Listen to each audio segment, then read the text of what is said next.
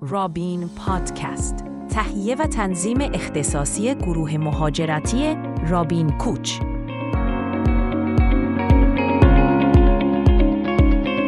سلام به شما که همراه ما هستید در این بررسی عمیق.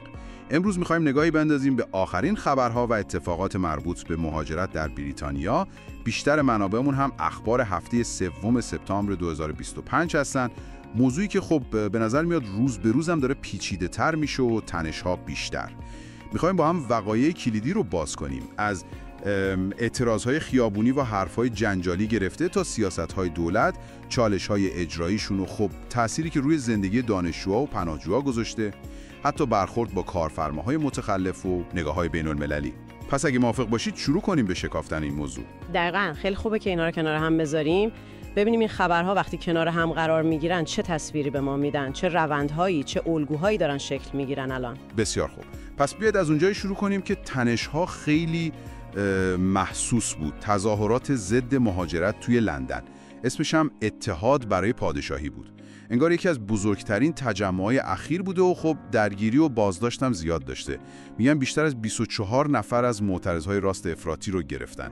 بله، نکته مهمش همینه، یعنی درگیری مستقیم با پلیس و حتی با گروه‌های مخالف نژاد پرستی که اونا هم اومده بودن.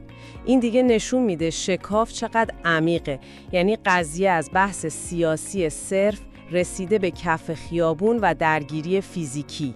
تنش‌ها خیلی بالاست. و اینجا یه اتفاق راستش خیلی غیر منتظرم افتاد. ایلان ماسک به صورت مجازی برای همین تجمع سخنرانی کرده. حرفاش هم خیلی تند بودا. گفته بریتانیا نیاز به تغییر انقلابی در دولت داره و مردم باید کنترل رو دست بگیرن. حتی هشدار داده که خشونت در راهه. این دیگه خیلی فراتر از یه اظهار نظر ساده است. دقیقاً همینطوره. به خصوص زمانبندیش درست چند روز قبل از سفر رسمی رئیس جمهور آمریکا، خیلی حرفه‌ایه. تازه به مرگ اون فعال سیاسی آمریکایی چارلی کرک هم اشاره کرده و چپ‌ها رو متهم کرده که مرگش رو جشن گرفتن. یعنی ببینید چطور مسائل داخلی آمریکا رو به بریتانیا ربط میده. این حرفا و کل اون تجمع که میگن بالای 150,000 نفر بودن و امثال تامی رابینسون سازماندهیش کرده بودن، خب نتیجه شد 26 تا پلیس زخمی و 25 نفر بازداشتی. البته اون طرف هم حدود 5,000 نفر مخالف اومده بودن تظاهرات. واکنش دولت بریتانیا چی بود؟ خب نخست وزیر کیر استارمر و وزیر کشور شبانه محمود سریع محکوم کردن. گفتن حرفای ماسک خطرناک و نفرت پراکنه. ولی جالبه، گفتن فعلا قصد ندارن تحریمش کنن یا شرکتاش رو. این یکم عجیب نیست؟ چرا؟ خب ببینید، این یکی از همون پیچیدگی هاست. از یه طرف یه میلیاردر خارجی داره خیلی واضح تو سیاست داخلی دخالت میکنه. حتی حرف از انحلال پارلمان و انتخابات زودهنگام میزنه. از طرف دیگه دولت احتمالاً داره سبک و سنگین میکنه. هزینه قطع همکاری با شرکت‌های بزرگی مثل تسلا چقدره؟ این قضیه سوالای جدی‌تری رو مطرح میکنه درباره نفوذ این چهره‌های بین‌المللی و شبکه‌های اجتماعی توی شکل دادن به افکار عمومی کشور. این که فعلا تحریمی نیست شاید نشون میده دولت نمیخواد یا نمیتونه فعلا هزینه اون قطع همکاری رو بده. یه جور محاسبه گریه شاید. خب از این فضای ملتهب خیابونی و مجازی بیایم سراغ سیاستگذاری‌ها و اجرای اونها. طرح یکی در برابر یکی بیرون، همون توافق بین بریتانیا و فرانسه که جولای انجام شد. قرار بود اولین پرواز برای برگردوندن پناهجویی که با قایق از کانال مانش اومدن انجام بشه، ولی خب نشد. آره، اون پرواز قرار بود یه جور نمایش قدرت و اجرای سیاست باشه، اما عملاً تبدیل شد به یه شکست تبلیغاتی برای دولت.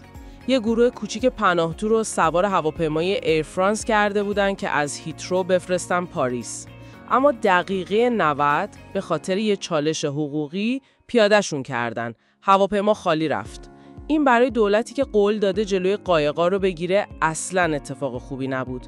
اساس توافق هم این بود که به ازای هر پناهجویی که فرانسه قبول میکنه پس بگیره، بریتانیا یه پناهجوی دیگر رو از مسیر قانونی پذیرش کنه. و ابعاد این مشکل قایقا هم که کوچیک نیست.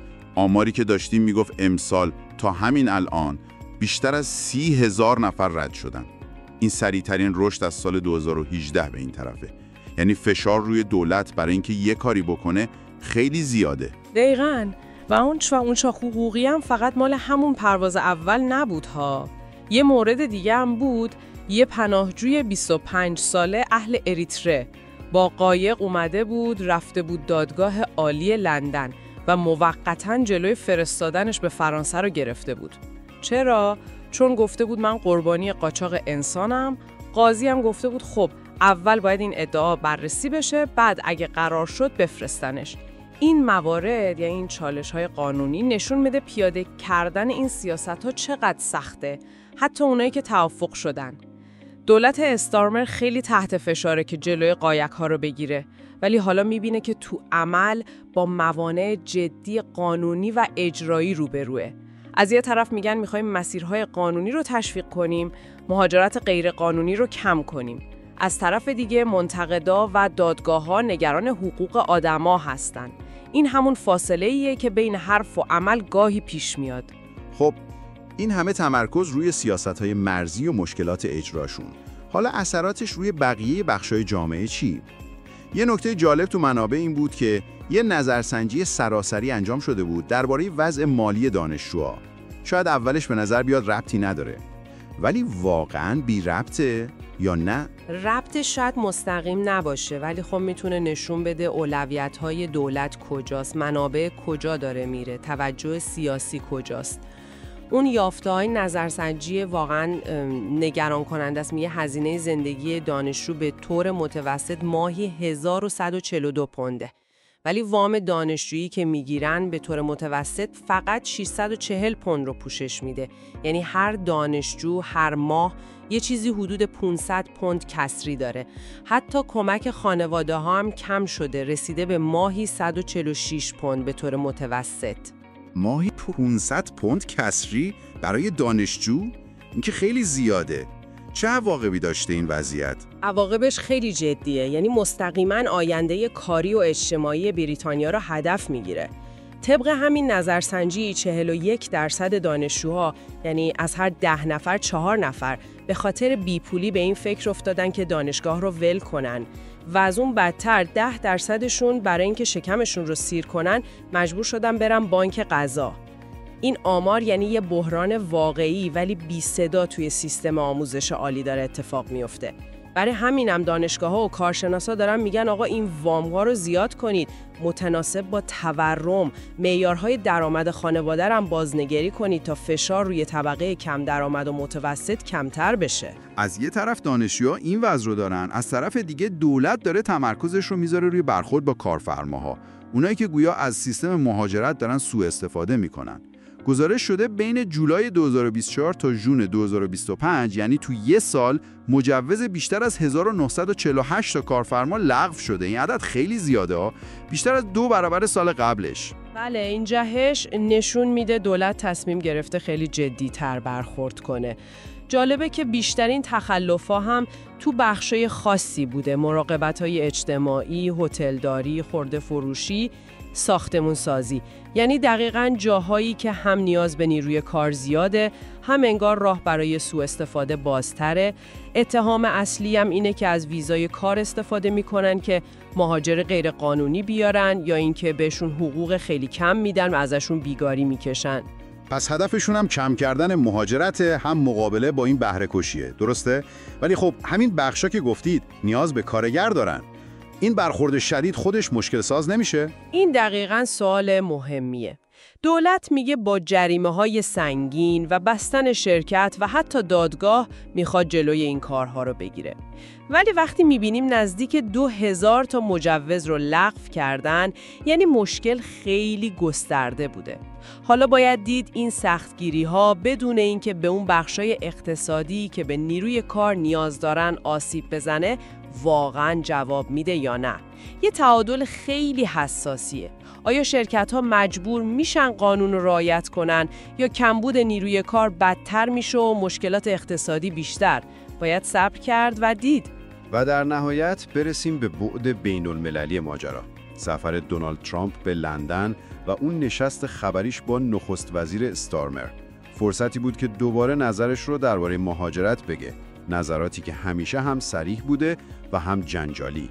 بله، دقیقاً با همون لحن همیشگیش. گفت مهاجرت غیرقانونی کشورها رو از درون نابود میکنه. پیشنهادش به بریتانیا هم خیلی تند بود. گفت حتی از ارتش استفاده کنید برای مقابله با این قضیه. ادعا هم کرد که زمان خودش تو آمریکا این مشکل رو به صفر رسونده که البته این ادعا خیلی جای بحث داره و به استارمر گفت هر طوری شده جلوش رو بگیرین. واکنش استارمر چی بود؟ جلوی ترامپ چی گفت؟ استارمر سعی کرد فضا رو آروم نگه داره. گفت این یه چالش مشترکه برای کل اروپا. گفت بریتانیا امسال 35,000 مورد بازگردوندن مهاجر داشته که بالاترین رقم تو سالهای اخیره. یه اشاره هم به توافق با فرانسه کرد و گفت اولین نفر طبق اون توافق برگردونده شده. هرچند که ما میدونیم اون پرواز اول لغو شد و بعداً فقط 2 نفر رو برگردوندن. در واقع سعی کرد نشون بده دولتش داره کار میکنه، ولی مستقیم پیشنهاد ترامپ رو نه رد کرد و نه قبول. اما بعداً به طور رسمی دولت گفت نه. وزیر تجارت پیتر کایل گفت استفاده از ارتش نه. گفت این کار نیروی مرزی بریتانیاست. ارتش باید کارهای دفاعی خودشو بکنه. البته گفت همکاری بین نیروی دریایی و مرزی هست، ولی نه اینکه ارتش بیاد وسط. این موضع رسمی مهمه. نشون میده با وجود همه فشارها، چه داخلی چه خارجی، برای کارهای خیلی سختگیرانه هنوز یه خط قرمزهایی هست، حداقل در مورد استفاده از ارتش.